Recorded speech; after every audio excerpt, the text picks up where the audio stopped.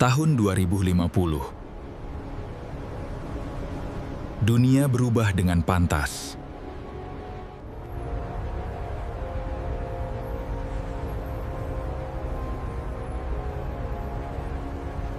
Semua ada.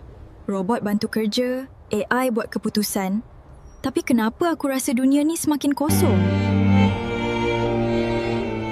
Di sebalik kemajuan, manusia mula kehilangan hubungan sesama sendiri. Kenapa tak ada siapa tolong dia? Tiada arahan bantuan diterima. Ini masalahnya. Kenapa?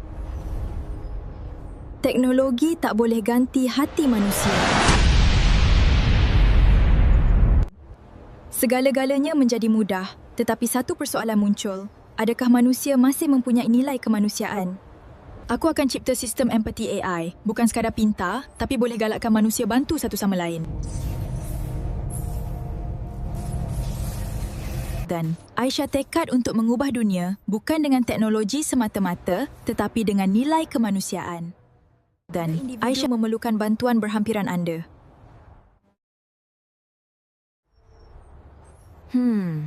Apa saya boleh bantu?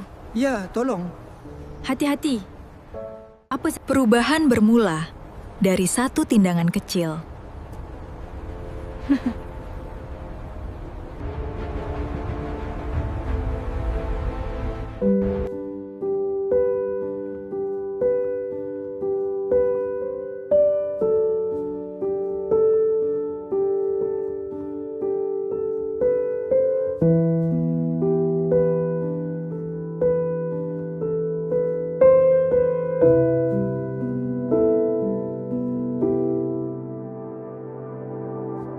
Perubahan bermula dari satu tindakan kecil.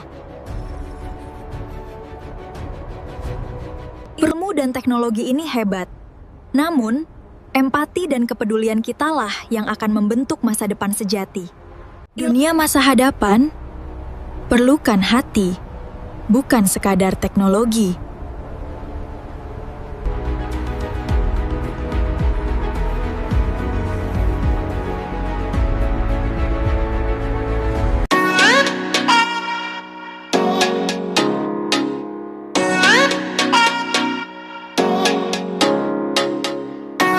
What?